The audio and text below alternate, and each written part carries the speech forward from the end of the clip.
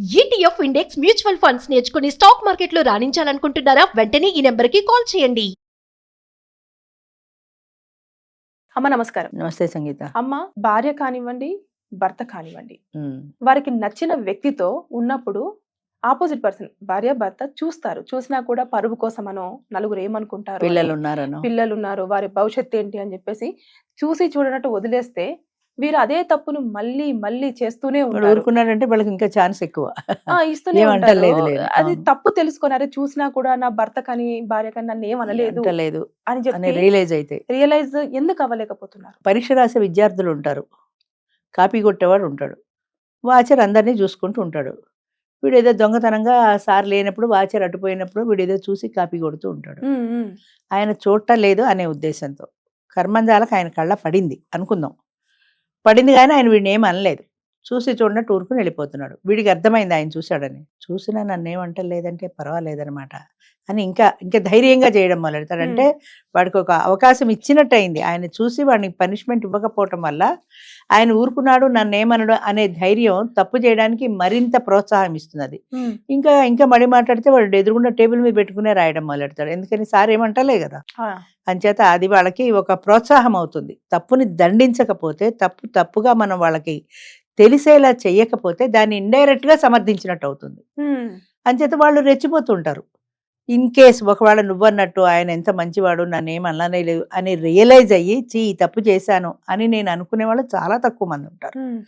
ఒకవేళ అలా ఎవరైనా అనుకొని నేను ఈ తప్పు చేయకూడదు, నా భర్త చూసి కూడా నన్ను ఏమనలేదంటే ఆయన ఎంత మంచివాడు, అంచేత వీళ్ళే వాళ్ళ తప్పును వాళ్ళు తెలుసుకొని ఒకవేళ పశ్చాత్తాపడి జాగ్రత్తగా నేను ఉండాలి అనుకుంటే అది చాలా చాలా కష్టం. 190 కష్టం. ఎందుకంటే ఒక ముద్ర పడిపోయింది. ఆ అమ్మాయి క్యారెక్టర్ మంచిది కాదనో, వీడు కాపీ కొడతాడనో, వాడు దొంగనో ఒక ముద్ర పడిపోయింది వాళ్ళ మీద.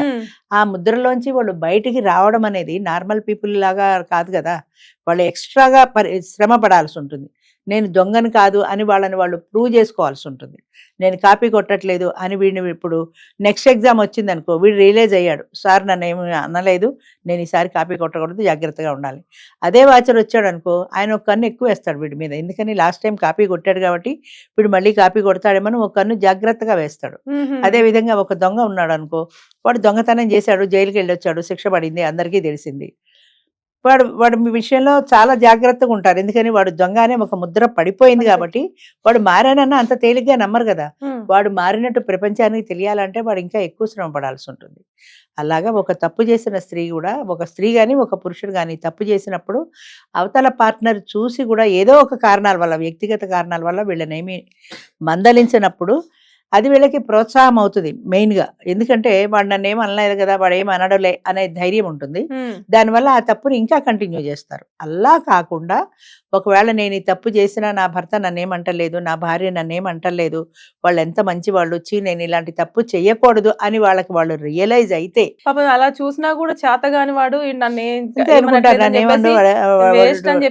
దాంట్లో క్యాలిక్యులేషన్ చేస్తారు. అంటే అలాగే క్యాలిక్యులేట్ చేస్తారు. ఎందుకంటే వాడు ఊరుకున్నాడంటే వాడు చేతగాని వాడు కాబట్టి ఊరుకున్నాడు, వాడికి ఆ దమ్ము లేదు, వాడికి ఆ ధైర్యం లేదు అనుకుంటారే తప్ప వాళ్ళలో ఉండే మంచితనం అన్న పార్టీని వీళ్ళు గుర్తించరు. 1% ఒకవేళ ఎవరైనా గుర్తించి రియలైజ్ అయ్యి నేను ఇలా తప్పు చేయకూడదు, నా భర్త నేను మోసం చేయకూడదు, వాడు ఎంత మంచివాడు కాబట్టి చూసినా నన్ను ఏం అనలేదు అని అనుకున్నారు అనుకో, ఆ సంగతి వాళ్ళు ప్రూవ్ చేసుకోవాలి కదా. అంటే వాళ్ళ బిహేవియర్లో, వాళ్ళు ఫ్యామిలీలో నేను ఇలాంటి వ్యక్తిని ఒకప్పుడు అయ్యి ఉండొచ్చు కానీ ఇప్పుడు నేను మారాను అన్న వాళ్ళలో వచ్చిన మార్పు అవతల వ్యక్తులకి తెలియాలంటే వీళ్ళు చాలా కష్టపడాలి.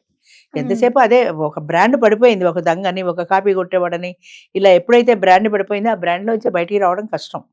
అది చాలా శ్రమ పడాల్సి ఉంటుంది. అంటే వాళ్ళు ఎలా చేయాల్సి ఉంటుంది అంటే భర్త మీద ఒక ప్రత్యేకమైన శ్రద్ధ చూపించడం ప్రతి క్షణం, అలాగే పిల్లల్ని జాగ్రత్తగా చూసుకోవడం, ఫ్యామిలీకి సంబంధించిన రెస్పాన్సిబిలిటీస్ అన్నీ కూడా ఫుల్ఫిల్ చేయడం. దాని ద్వారా మా ఆవిడ ఇదివరకుట్లా లేదే, లేదా నా భర్త ఇదివరకుట్లా లేడే, కొంచెం మార్పు కనపడుతోంది అనే రిలీజ్ అవ్వాలి. అవతల వాళ్ళు గుర్తించేలాగా వీళ్ళు కష్టపడాల్సి ఉంటుంది. అదే ఒక భార్య భర్త అనుకో, మా ఆయన ఇదివరకు లేటుగా వచ్చేవాడు, ఇప్పుడు ఆఫీస్ నుంచి పెందరాళ్ళే వస్తున్నాడు, ఇదివరకు గర్ల్ ఫ్రెండ్తో తిరిగేవాడు, ఇప్పుడు తిరగటం లేదు, పిల్లల్ని బాగా చూసుకుంటున్నాడు, నన్ను బాగా చూసుకుంటున్నాడు, మమ్మల్ని బయటికి తీసుకెళ్తున్నాడు అని ఆమె రియలైజ్ అవ్వాలంటే ఆయన శ్రమ పడాలి కదా. ఆయన ఆ టైంని కుటుంబానికే కేటాయించాలి. ఇదివరకు గర్ల్ ఫ్రెండ్తో తిరిగిన టైం అంతా కుటుంబానికే కేటాయించాలి. సంపాదించాలి. ఫోన్లు గట్రా ఏమైనా ఉంటే బంద్ చేయాలి. ఆమెతో రహస్యంగా ఫోన్లు మాట్లాడుకోవడం, బాత్రూంలోకి వెళ్ళి మాట్లాడుకోవడం, ఇలాంటి పనులు చెయ్యనప్పుడు నా భర్త మారాడు అనే ఇన్ఫర్మేషన్ భార్యకు అనిపిస్తుంది. అలాగే నా భార్య మారింది అనేది అభిప్రాయం భర్త కలగాలి. ఆ అభిప్రాయం వాళ్ళకి కలగాలంటే వీళ్ళు ఎంత కష్టపడాల్సి ఉంటుంది. అంటే ఒకసారి నమ్మకం పోయింది కాబట్టి నమ్మకాన్ని సంపాదించుకోవడం చాలా కష్టం. నార్మల్గా ఉంటే వేరు, కానీ ఒకసారి పోగొట్టుకున్న తర్వాత దాన్ని తిరిగి సంపాదించుకోవడం అంటే చాలా చాలా కష్టం. ఫస్ట్ రియలైజేషన్ వీళ్ళల్లో రావాలి. అంటే నేను తప్పు చేశాను, ఈ తప్పు నేను ఇక చెయ్యకూడదు అనే దానికి వీళ్ళు స్ట్రిక్ట్గా నిలబడి ఉండాలి. మళ్ళీ ఆ పాతవాడు ఫోన్ చేస్తే మళ్ళీ టెంప్ట్ అయిపోవడం, మళ్ళీ వాడికి అది ఇంకోడని వెళ్ళడం, ఇలాంటి టెంప్టేషన్లకు ఎట్టి పరిస్థితుల్లో లొంగకూడదు. అది చాలా కష్టం అమ్మ, అనుకుంటాం కానీ అది చేయటం చాలా కష్టం. కానీ అలా చేసినాడు వీళ్ళ కుటుంబం, వీళ్ళ భార్యాభర్తల రిలేషను స్ట్రాంగ్గా ఉంటుంది. రేపు పొద్దున ఎవడైనా చెప్పినా కూడా ఆ భర్త నమ్మడు. మావాడు ఒకప్పుడు చేసింది కదా అనుకోడు. అంటే ఆయనకి ఈ నమ్మకం కలిగినాడు, ఒకప్పుడు చేసింది మా ఇప్పుడు చేయట్లేదు, మావాడు అలాంటిది కాదని చెప్తాడు. అంత నమ్మకం కలిగించాలంటే వీళ్ళు ఎంత సాక్రిఫైస్ చేయాల్సి ఉంటుంది. వాళ్ళ ఇష్టాలు, వాళ్ళ కోరికలు, వాళ్ళ టెంప్టేషన్లు, అవతల వాడి దగ్గరికి పోవడాలు, ఇవన్నీ కూడా మానుకొని కుటుంబానికి మాత్రమే వాళ్ళు టైం కేటాయించుకుంటే భార్య అయినా భర్త అయినా కూడా వాళ్ళ బంధం గట్టిపడుతుంది. ఆ ఎమోషనల్ బాండింగ్ పెరుగుతుంది. వాడు ప్రపంచం తల్లకిందులైనా ఎవరు చెప్పినా సరే వాళ్ళు నమ్మరు. ఆ స్థాయికి రావాలి. ఆ స్థాయికి అవతల వ్యక్తిలో ఆ నమ్మకం కలిగించాలంటే వీళ్ళు కష్టపడాలి. ఆ కుటుంబం కోసం మాత్రమే కష్టపడాలి. అంతేగాని నేను నా ఫ్రెండ్ దగ్గరికి వెళ్ళొస్తాను, నేను సినిమాకి వెళ్ళొస్తాను, నేను షికార్కి వెళ్ళొస్తా అంటే మళ్ళీ పాత పద్ధతి. చాలా చోట్ల జరిగేది ఏంటంటే, నేను కూడా చాలా చోట్ల చూస్తూ ఉంటాను. అంటే ఇది ఎంతవరకు కరెక్టో తెలియదు. ఫైనాన్షియల్ గా భార్య మంచి పొజిషన్ లో ఉంటుంది, బాగా డబ్బులు సంపాదిస్తూ ఉంటుంది. ఆమెకి ఎవరితోటో రిలేషన్ ఉంది, భర్తకి తెలిసినా ఏమండు. ఎందుకంటే ఫైనాన్స్ అంటారు బయట వాళ్ళు. అది ఎంతవరకు కరెక్టో నాకు తెలియదు. బాగా సంపాదిస్తుంది కదా, 4-5 లక్షల ప్యాకేజ్ ఉంది ఆమెకు. ఇప్పుడు అది కాదంటే డబ్బులు పోతాయి కదా. అది కాదంటే అంటే ఇప్పుడు బయటకు వెళ్ళిపోతుందేమోనే భయమే. నువ్వు అక్కలేనాక వెళ్ళిపోయి వాడితో సెటిల్ అయిపోతుందేమో, పోతే 4-5 లక్షల ఆదాయం పోయింది కదా. అది ఏవైనా తిరగని, నాకు డబ్బులు తెచ్చి ఇంట్లో పెడుతోంది కదా, ఇల్లు కొంటోంది, నాకు ఆస్తులు తెస్తోంది, ఏదో ఒక స్థలం కొంటోంది, ఇన్కమ్ ఏదో ఇంట్లోనే చూసుకుంటోంది కదా, పోతే పోయిందిలే, తిరిగితే తిరిగిందిలే, ఎక్కడ పోయినా కూడా మళ్ళీ ఇంటికే వస్తుంది కదా అన్న ధోరణి భార్య విషయంలో భర్తకు కానీ, భర్త విషయంలో భార్యకు కానీ. నేను మా వాళ్ళల్లో ఎవరినో అడిగాను ఇలాగా. ఆయన దారిని ఆయన వెళ్ళిపోతుంటాడు, ఈవిడ దారిని ఈవిడ వెళ్ళిపోతుంటుంది. ఆయన ఫ్రెండ్స్తో ఆయన టూర్లు వెళ్తాడు, ఈవిడ ఫ్రెండ్స్తో ఈవిడ టూర్లు వెళ్తుంది. నేను అన్నాను, అలా కాకుండా ఇద్దరు కలిసే వెళ్తే భార్యాభర్తల రిలేషన్ బాగుంటుంది కదా. ఆయన ఫ్రెండ్స్తో ఆయన వెళ్ళిపోతుంటే నీకు భయం అనిపించదా అంటే ఆవిడంది, ఎక్కడికి పోతాడు అంటే ఎంత తిరిగినా ఇంటికే వస్తాడు కదా అంది. అంటే ఆ గ్యారంటీ ఉంది, ఎక్కడైనా తిరగని, ఎంతైనా తిరగని, ఎంతమందితో అయినా తిరగని, చివరికి ఇంటికే వస్తాడు. అట్లాగే ఆయనకు కూడా భార్య విషయంలో ఎంతమందితో అయినా తిరగని ఇంటికే వస్తుంది, ఆ ప్యాకేజ్ ఇంట్లోనే ఇస్తుంది, ఎవరికి ఇవ్వదు కదా.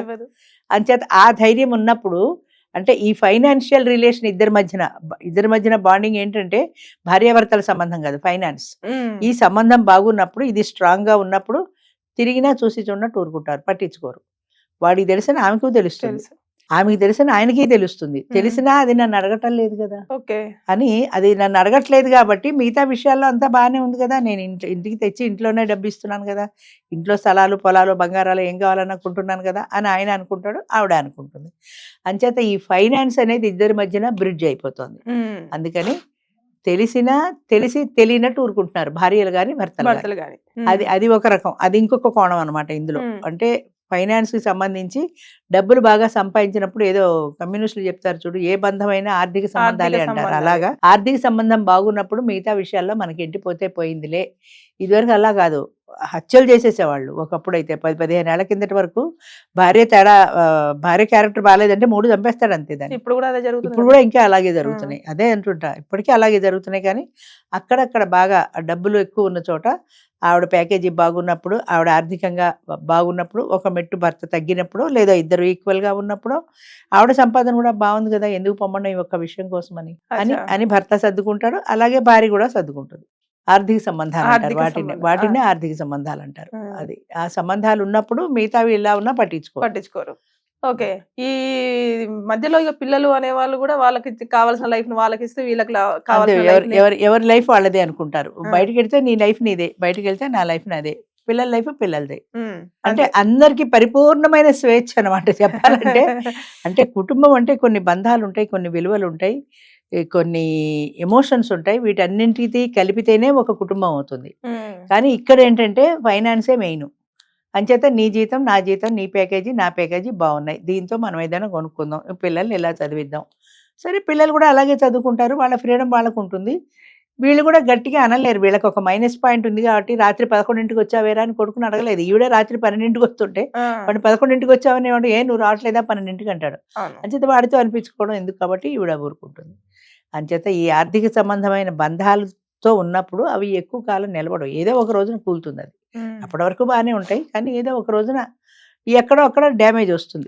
అడ్జస్ట్ అవుతూ చూసి చూడనట్టు వదిలేస్తూ వెళ్ళిపోతుంటారు. నడిచిన నాళ్ళు నడుస్తుంది, చూద్దాం బయటపడ్డప్పుడు సంగతి చూద్దాం అనుకుంటారు అంతే.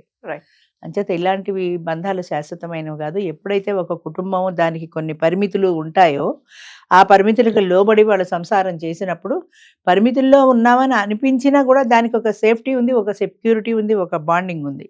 ఇవేమీ ఉండవు మిగతా భాషల్లో. ఆర్థిక సంబంధమైన బంధాలు ఉన్నప్పుడు ఇలాంటివి. Thank you.